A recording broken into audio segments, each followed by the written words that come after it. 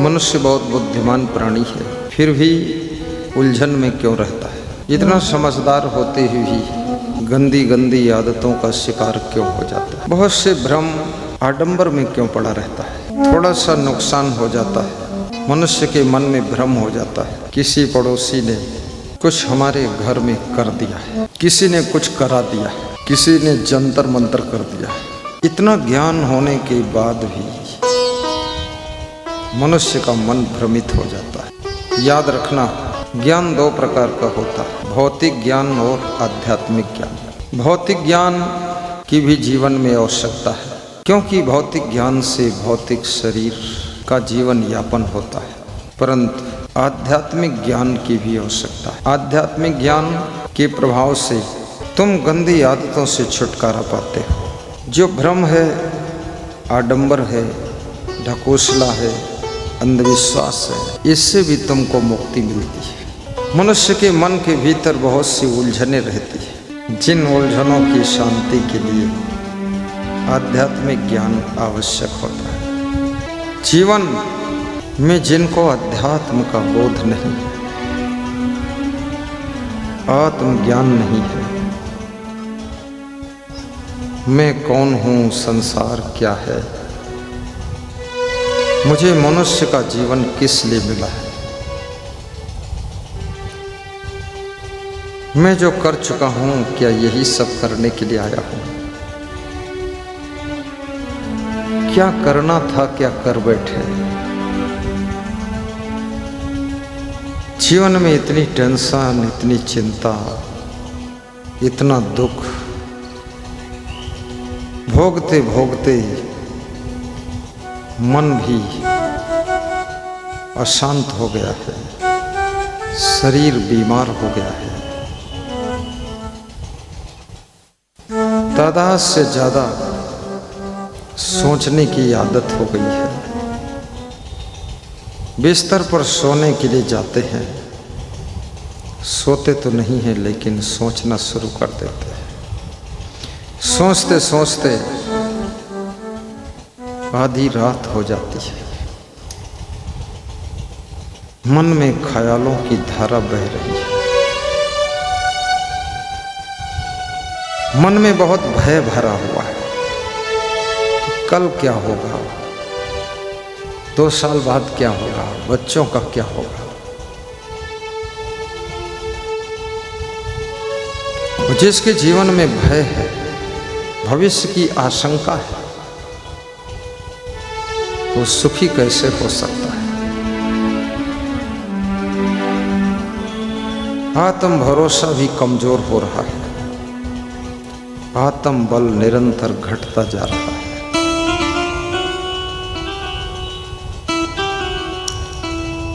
धन बल, तन बल, जन बल,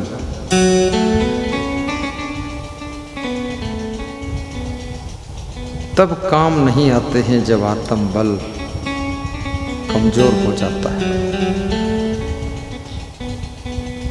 भगवान श्री कृष्ण ने अर्जुन का मनोबल ही बढ़ाया था, आत्म बल बढ़ाया था।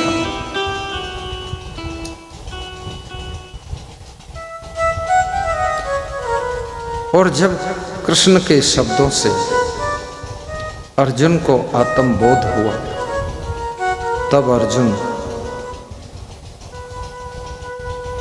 का मनोबल इतना बड़ा हो गया कि महाभारत युद्ध करने के लिए अर्जुन तैयार हुआ है।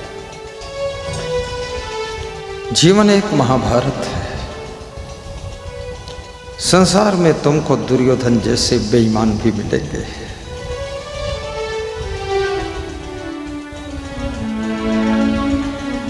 तुम्हारे सामने दुर्गुणों का कौरव दल खड़ा हुआ है, अभिमान का रूप लेकर के दुर्योधन लड़ने के लिए बार बार तुमको ललकार रहा है।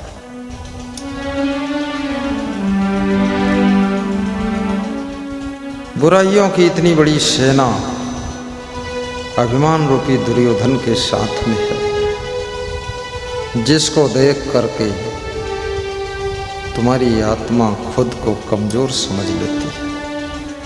परंतु जैसे अर्जुन के साथ में श्री कृष्ण भगवान अर्जुन का रथ हाँक रहे थे। एक छोटा सा काम श्री कृष्ण को करने में संकोच नहीं लग रहा है। कई लोग तो ऐसे समाज में हैं जिनको भोजन करने के बाद अपने जूठे हाथ धोने में भी संकोच लगता है। ज्यों तो पोंछ लेते हैं, कुल्ला करने में भी संकोच है। दांतों में दाढ़ों में सब दाल भात भरा रहता है, संकोच कर जाते हैं।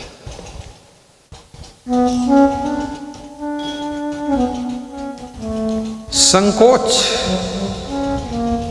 के संबंध में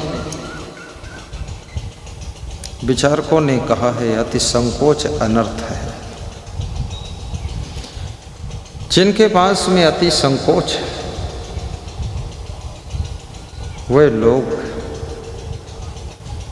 शुभ कार्य को करने में भी पीछे रह जाते हैं। मन का संकोच मिटाइए, अपनी हिम्मत बढ़ाइए, अपने जीवन रूपी रथ को हाँकने के लिए श्री कृष्ण भगवान जैसा कोई सद्गुरु चुनाव कीजिए, जिनके हाथों में अपने जीवन की बागडोर सौंपिए।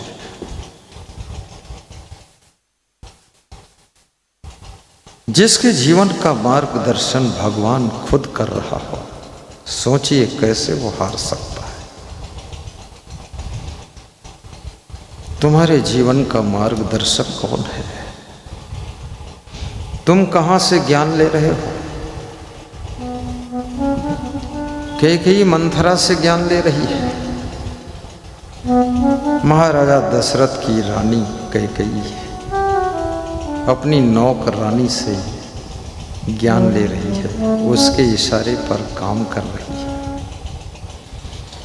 जब नौकरानी रानी के ऊपर हावी हो जाती है तो घर में बहुत बड़ी हैरानी और परेशानी पैदा हो जाती है। इसलिए याद रखना, बैल को तुम हाँको तो खेत की जुताई हो जाएगी, लेकिन बैल तुमको हाँके तो ना तो खेत की जुताई होगी बल्कि तुम्हारी लोक हंसाई होगी। जिसको बैल हाँक रहा है, कितने लोगों के जिंदगी की रथ को तो बैल ही हाँक रहे हैं। कोई सही मार्गदर्शक मिला ही नहीं। महात्मा बुद्ध ने कहा है कि गुरु केवल मार्गदर्शक होता है। गुरु तुम्हें केवल रास्ता बताता है, लेकिन रास्ता पर तुमको ही चलना पड़ता है। गुरु तुम्हारे लिए चल नहीं सकता है। कुछ लोग कहते हैं मेरी वाइफ पूजा करती है, भक्ति करती है और मैं नहीं करता, उसी के पूजा से हमको फल मिल जाएगा। वाइफ के खाने से तुम्हारी भूख शांत नहीं होती है। वाइफ के रजाई ओढ़ने से तुम्हारी ठंडी नहीं जाती है। वाइफ के ऊपर पंखा चलने से तुम्हारी गर्मी नहीं मिटती है। और वाइफ के कपड़े पहनने से तुम्हारी मर्यादा नहीं ढकती है। पूजा पाठ भक्ति सत्संग अपना अपना होता है। वाइफ करेगी तो उसके लाइफ के लिए है और पति करेगा तो उसकी सदगति के लिए है। इसलिए पति पत्नी को अपना अपना पूजा पाठ स्वयं करना चाहिए। जय। भक्ति के मार्ग में ध्यान का भी बड़ा महत्व है। ध्यान की कौन विधि है? जिस विधि से तुम ध्यान करो तो तुम्हारा मन शांत हो सकता है।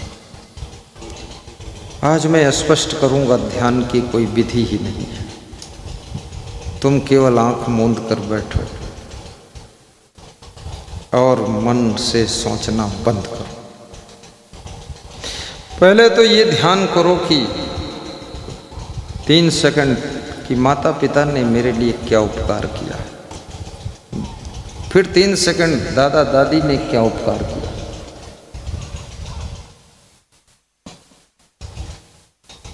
फिर 5 सेकंड ये सोचो तुम्हारी जिंदगी में जैक बन करके कौन तुमको ऊपर उठने में मदद किया है, उसको धन्यवाद दीजिए। फिर ध्यान करो, अपने परिवार को धन्यवाद दो। फिर जो तुम्हारे इष्ट देव हों, क्योंकि हिंदुओं में अलग अलग लोगों के इष्ट देव हैं, मुसलमान भाइयों में सबका इष्ट देव केवल अल्लाह है, और हिंदुओं में 33 करोड़ देवी देवता, जिसमें कुछ प्रमुख हैं ब्रह्मा विष्णु शंकर राम कृष्ण गणेश हनुमान जी। खास खास देवताओं की ही पूजा होती है, बाकी तो देवता सब विश्राम करते हैं, बड़ा संतोष रखते हैं, उनका कोई नाम भी सबका नहीं जानता है। 33 करोड़ की लिस्ट भी किसी के पास नहीं है, और ये पता नहीं किसने काउंटिंग करके लिख भी दिया है 33 करोड़। अब इसमें भी थोड़ा संदेह भी हो जाता है, 33 करोड़ हैं कि केवल 33 हैं, कि 3300 हैं कि 300 हैं बहुत ज़्यादा हो। जिस धर्म में एक भगवान को माना जाता है, वो धर्म में संगठन मजबूत होता है, और जिस धर्म के लोग अलग अलग भगवान को मानते हैं, अलग अलग देवता को मानते हैं, अलग अलग कुछ अपना अपना कुछ चलाते हैं, वहाँ पर वो धर्म भीतर भीतर कमजोर हो जाता है। आज सनातन धर्म को जागृत करने के लिए जन जन के अंदर चिंता हो रही है। हिंदुओं को संगठित करने के लिए भी अभियान चल रहा है। क्यों ऐसा हुआ है? ये हिंदू विघटित कैसे हुआ है? ये हिंदू टूटा कैसे, फूटा कैसे, बटा कैसे, कटा कैसे, छटा कैसे?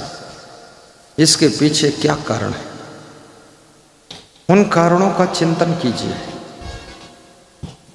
उन कारणों को मिटाइए, हिंदू फिर इकट्ठा हो जाएगा। और हिंदुओं को डर सता रहा है कि मेरी संख्या घट रही है। हिंदू घबराया हुआ है कि दूसरों की संख्या बढ़ रही है। अब ये इनकी सोच फालतू है। संख्या तुम्हारे हाथ में है, तुम अपनी संख्या बढ़ा लो। तुमको कौन रोक रहा है? तुम क्यों नहीं संख्या बढ़ाते हो?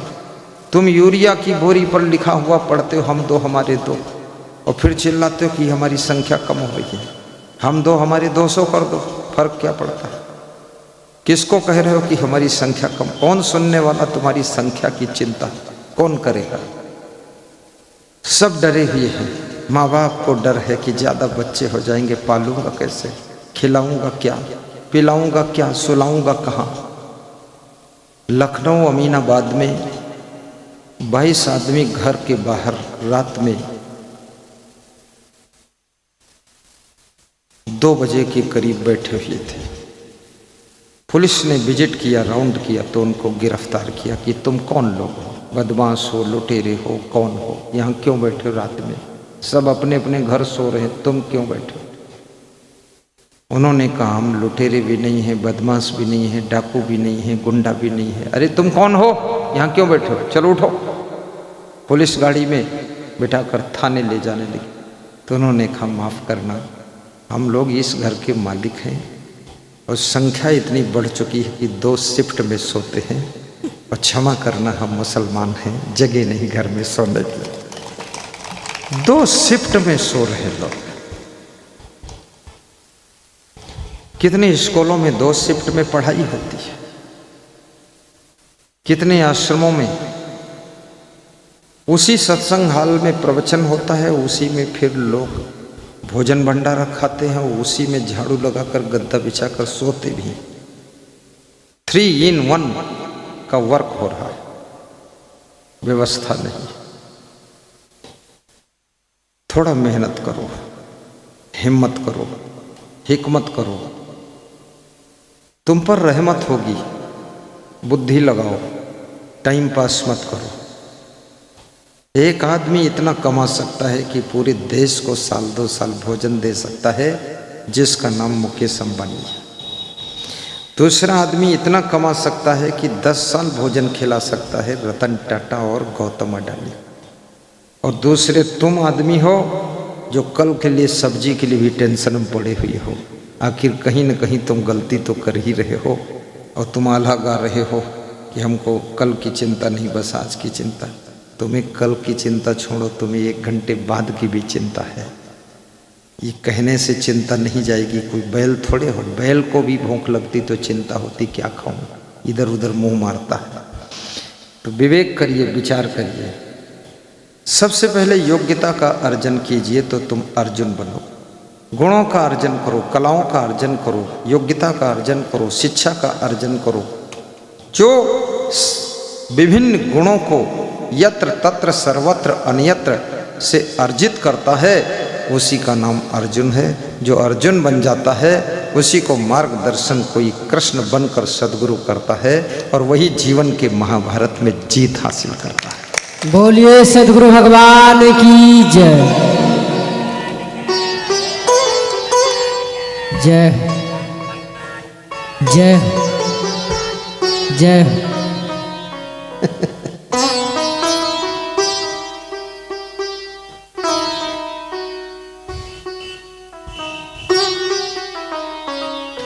विचारकों ने कहा है,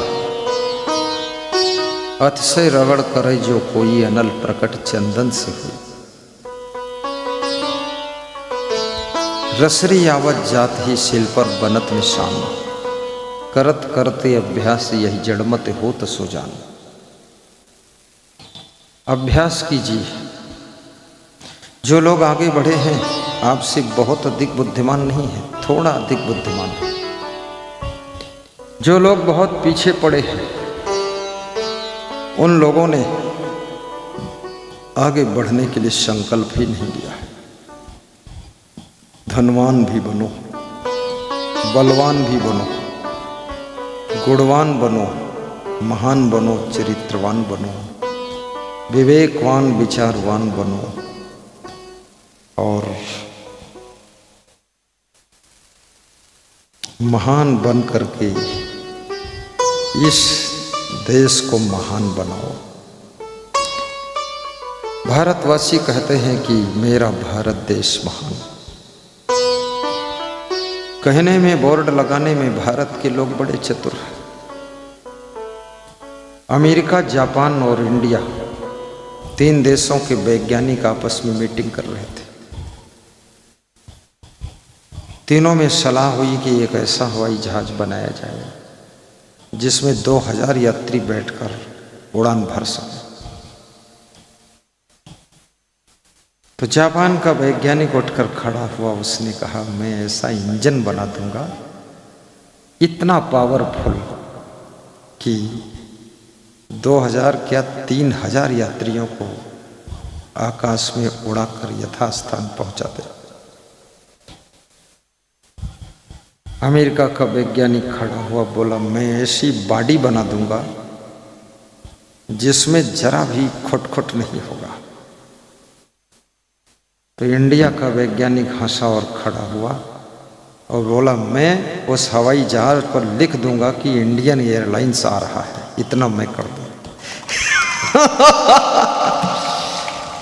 नाम इंडियन एयरलाइंस आ रहा है। जापान और अमेरिका के वैज्ञानिक हंसने लगे। धन्य है इंडिया। इंडिया के लोग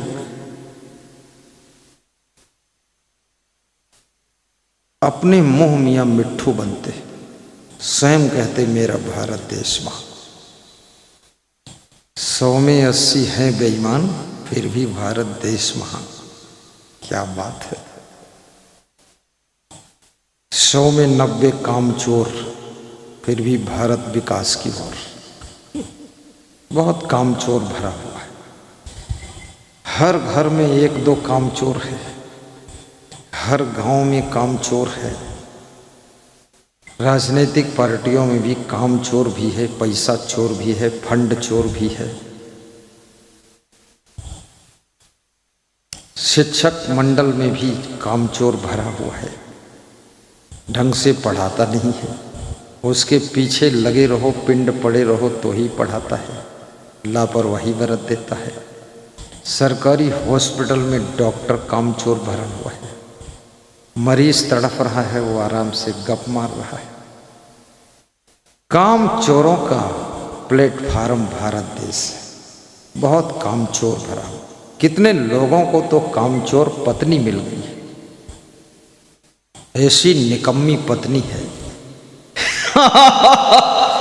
जिसके डर से पति मेहमान को घर में लाता ही नहीं, चौराहे पर बाहर ही रिसीव करता है, उधर ही होटल में नाश्ता करा देता है और घर में लाकर 10 मिनट गपशप करके विदा कर देता है।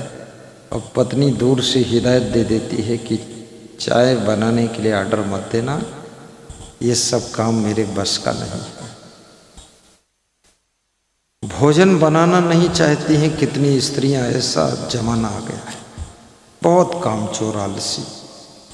पुरुषों में भी ऐसे लोग हो गए हैं, काम करना ही नहीं चाहते, बस ढोल जैसे पड़े रहेंगे। तबला लुढ़क रहा है, तबला बाजे धीन धीन और घर में मर गए 3 बहुत कामचोर लोग हैं।